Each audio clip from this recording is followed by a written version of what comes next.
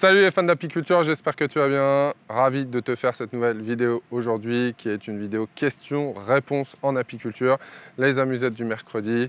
Si ce n'est pas déjà fait, en dessous dans la description, l'e-book pour les 10 plantes mellifères utiles aux abeilles pendant toute la saison. J'attire ton attention sur le fait qu'on a été piraté sur Facebook et que le compte La Fabrique qui pique a donc disparu. Voilà, dans les méandres de je ne sais où.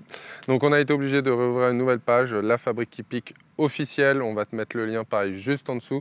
Si tu étais abonné ou que tu veux faire un effort, abonne-toi sur le Facebook pour qu'on retrouve le nombre d'abonnés qu'on avait sur Facebook depuis déjà pas mal d'années malheureusement. Voilà, c'est comme ça, mais bon, on s'adapte.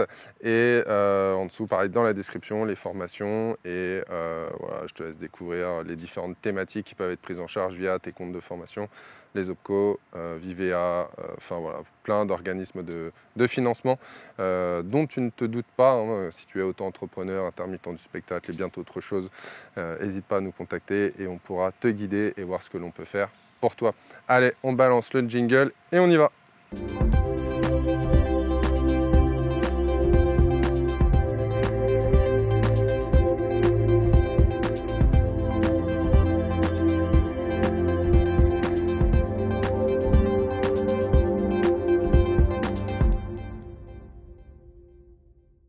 Première question de Ketatouille 9564. Bonjour, alors c'est concernant la vidéo comment faire son miel en rayon facilement en varé. Il me dit bonjour, merci pour cette vidéo, je connaissais les demi-cannes mais pas les demi-éléments en varé, c'est très intéressant. Deux questions. Qu'est-ce qui fait que vous ne mettez pas de grille à renne? Et la deuxième, le câble de frein à vélo peut-il être remplacé par une corde de guitare? Et si oui, la plus fine ou non? Merci. Alors concernant le câble à vélo, ça peut être tout autre chose, hein. Ça peut être un câble de guitare, un fil à couper le beurre, à couper le fromage, un câble à vélo, voilà, différentes choses. La seule chose, un fil de pêche par exemple aussi. Voilà. La seule chose, il y a deux points sur lesquels il faut faire attention. La première, c'est que tu puisses avoir une prise en main assez facile et sans te faire mal aux mains. Voilà, parce que plus c'est fin, plus ça risque de te couper. Et deuxièmement, ça peut être fin ou plus épais. Le seul truc, c'est que ça puisse passer en fait, que tu fasses ce petit mouvement latéral gauche-droite pour la propolis et sans tirer de façon nette, parce que là tu vas découper toutes les abeilles qui vont être sur le passage, donc vraiment fais attention à ça. Qu'est-ce qui fait que l'on va mettre une grille à renne ou pas? Tout simplement, est-ce qu'on est en très forte mielée et que les abeilles ont besoin de rentrer très rapidement de la nourriture? Là la reine elle n'aura pas le temps de pondre dans les cellules qui vont être construites, donc du coup pas de grille à renne, ça facilite la montée des abeilles très rapidement et la construction, surtout sur les demi-éléments. Donc voilà pourquoi je ne mettrai pas de grille à renne. Après tout au long de la saison, si tu fais pas de choses particulières pendant les mielés, oui, à ce moment-là, je positionnerai une grille à renne pour plus de sécurité. Deuxième question de Ambroise de la ruche 9606 sur la vidéo Candy et réducteur d'entrée. Bonjour, es-tu content de tes abreuvoirs au lasbi qu'on voit en début de vidéo? Est-ce que les abeilles y vont? Est-ce que ça coule régulièrement? Alors oui, je suis satisfait des Olasbi, pas parce que j'en vends moi sur la boutique en ligne. Si je les vends sur la boutique physique et en ligne, c'est parce que j'en suis satisfait. La terre cuite, il y a une capillarité qui se fait sur la terre cuite, ce qui fait qu'il y a des micro gouttes d'eau qui vont sortir de la terre cuite sur sur l'extérieur en fait, et donc si les abeilles se posent, elles peuvent capter cette eau, ces gouttes d'eau dessus, ou si ça ruisselle doucement, on aura une légère goulotte d'eau en fait sur la base où les abeilles peuvent aller récolter aussi. Maintenant, c'est comme tout, il y a aussi des inconvénients. Hein. Par exemple, tu peux pas la mettre en plein soleil, sinon en fait le soleil tape sur le las et la capillarité est en fait absorbée directement par le soleil. Donc tu as une face avec de l'eau, une face sans eau. Donc c'est pas foufou, voilà. Mais sinon, d'un point de vue global, j'en suis plutôt satisfait, oui. Troisième question de Amazig Chanel 2794 sur la vidéo Candy et réducteur d'entrée. S'il vous plaît, j'ai une ruche de 10 cadres pleine, j'ai tué la reine accidentellement. Que dois-je faire pour garder la ruche, la force de la ruche, pardon. Merci. Alors, si tu veux garder la force de la ruche, va falloir acheter une reine fécondée, tout simplement, et l'introduire en fait dans ta ruche. Parce que le temps que le cycle se mette en place, le temps de refaire une reine, la fécondation, la ponte, tout ça, tu auras forcément une diminution à un moment donné quand même de population. Okay, donc la seule chose à faire si tu as tué ta reine comme ça, c'est de te rapprocher d'un producteur de rennes ou de quelqu'un qui fait des rennes, voilà, et d'en acheter et d'avoir une reine fécondée, de réintégrer une reine fécondée à l'intérieur de ta colonie. Quatrième question de user plein de lettres et de chiffres, je vais vous épargner tout ça. Sur la vidéo faire un essaim, diviser une ruche, début ou fin de saison, qui me demande « Bonjour, comment je peux éviter l'essaimage et avoir une production de miel ?» Eh bien, comment éviter l'essaimage et avoir une production de miel? Si tu es en ruche d'Adam 10 cadres, voilà, ce qui est le plus commun, on va dire, eh bien, il faut que tu fasses un passage pour visiter tes ruches tous les 7 à 10 jours. Okay, maximum 10 jours, pour faire les cellules royales, checker le volume et l'espace disponible à l'intérieur de ta ruche et comme ça éviter l'essaimage et positionner une ruche et positionner une hausse pour à ce moment-là pouvoir faire de la récolte. Ce que tu peux faire aussi, c'est d'intégrer des cadres à bâtir, voilà, régulièrement, au cas où si tu fais des essaims ou pas, ou tu retires du couvain de mâle pour lutter contre le varroa. Mais sinon, tu mets une hausse avec des cadres à bâtir, ce qui fait que toutes les abeilles vont avoir du boulot, les cirières, les manutentionnaires, les butineuses, voilà. Et donc là, ça réduit aussi l'envie d'essaimage. Mais principalement, ce qu'il faut faire, c'est un passage tous les 7 à 10 jours sur tes ruches d'Adam. Nouvelle question de Pat Balda 3085 sur la vidéo comment diviser une ruche d'Adam sans recherche de reine, qui me demande bonjour, et si on rencontrait des cellules royales, on fait quoi?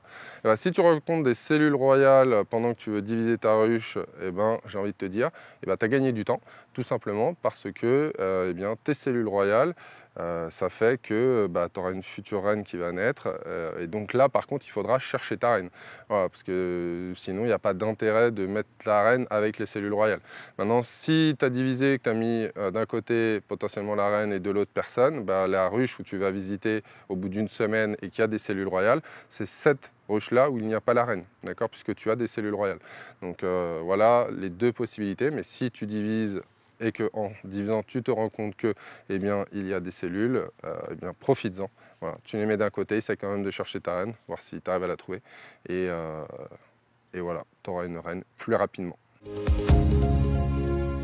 Sixième question de Sof8309 sur la vidéo Frelon encore et toujours, qui me dit merci, pourquoi vous ne mettez pas de porte dure sur vos ruches, de porte dure sur mes ruches? Très bonne question. Écoute, je vais aller revoir la vidéo parce que soit on met les portes plastiques, soit on met les portes métal. Donc je ne vois pas, je vois pas en quoi la porte est dure ou pas. Essaye d'apporter des précisions. Repose la question en dessous de la vidéo et apporte-moi des précisions sur ta question que je puisse y répondre. Voilà. Question de Zizou1324. Salut, super vidéo. Alors, sur la vidéo, comment diviser une ruche d'Adam sans recherche de reine, une fois de plus.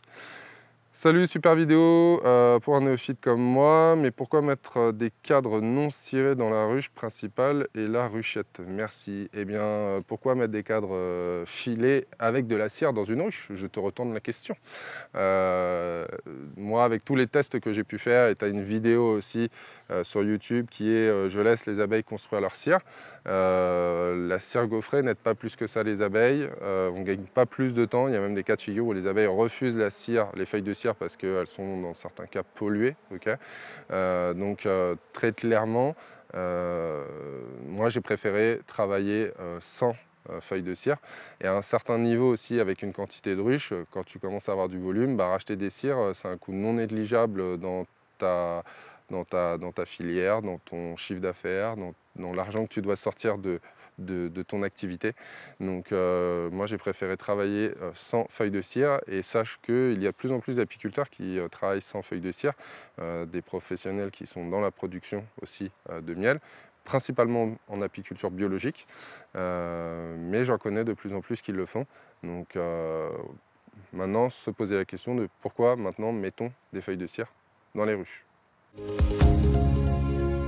Question de Humanimal3230 sur la vidéo ruche Flow Hive retour d'expérience. Bonjour, comment on peut contacter cette dame pour avoir plus de précision si on veut se lancer en étant en France? Merci. Eh bien, malheureusement, là comme ça, tu ne peux pas la contacter puisque je ne peux pas communiquer ses coordonnées. À ce moment-là, essaye de rentrer en com avec nous, voilà, par mail, téléphone, en fonction.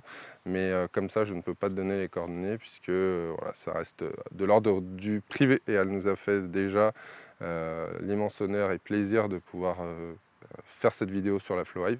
Donc je la remercie encore une fois. Mais en tout cas, comme ça pour le moment, je ne peux pas. Si elle regarde la vidéo, elle peut mettre un commentaire en dessous pour te répondre. Sinon, tu rentres quand même avec nous et à ce moment-là, je verrai avec elle si je peux te passer ses coordonnées. 9e question, Khaled Benab 9776 qui me dit comment, sur la vidéo comment diviser une ruche d'Adam. Une fois de plus, hein, elle a fait un carton cette vidéo, dis donc. On ferme pas la ruchette pour 24 heures, point d'interrogation, merci et bonne continuation. Non, il n'y a pas besoin puisque les butineuses qui sont sur la ruche que tu vas déplacer vont revenir à la ruche mère. Voilà. Et toutes celles qui sont à l'intérieur, les manutentionnaires, les cirières, toutes celles-là, elles vont rester dedans. Voilà, puisqu'elles ne vont pas en zone de butinage, elles n'ont pas calibré les GPS. Donc non, tu n'es pas obligé de fermer pendant 24 heures. Et encore moins si tu dois la laisser à l'extérieur au soleil. On ne laisse pas des ruches fermées au soleil. Et si tu n'as pas de cave ni de grenier, comment tu fais du coup pour déplacer ces colonies? Ce qui peut être un petit peu compliqué. Donc non, moi je divise, je laisse à 2 mètres comme tu vois sur la vidéo au rucher et tout se passe très bien. Après si tu as envie d'avoir des colonies très populeuses, la ruche mère tu la déplaces à 2 mètres et tu gardes celle que tu as divisée en place avec les butineuses qui vont entrer. Mais dans ce cas de figure-là, tu ne feras pas de miel. Donc voilà, après, c'est un choix. 10e et dernière question de Pierre 7070 sur la vidéo élevage de rennes pour débutants qui me dit: bonjour monsieur, comment procéder à la multiplication des rennes mères? Alors écoute, je ne pourrais pas répondre directement à cette question dans cette vidéo, sinon il faut que je fasse comme pour la gelée royale, 2 vidéos de 45 minutes à minima, ce que je pourrais faire. Hein. Après, tu as des livres, tu as des vidéos sur YouTube, tu as des formations comme nous on propose aussi pour élever les rennes facilement. Voilà. Que je te laisse aller voir sur le site internet. Mais là, comme ça, je ne pourrais pas y répondre parce que c'est une question trop vaste et beaucoup trop longue à traiter sur une vidéo des amusettes du mercredi. C'est la fin de la vidéo questions-réponses en apiculture des amusettes du mercredi. J'espère que celle-ci t'a plu. N'hésite pas à liker, à partager, à poser tes questions en dessous de la vidéo si tu veux qu'on y réponde dans la semaine prochaine ou la semaine d'après. Et quant à moi, je te dis à bientôt sur une prochaine vidéo. Ciao, ciao!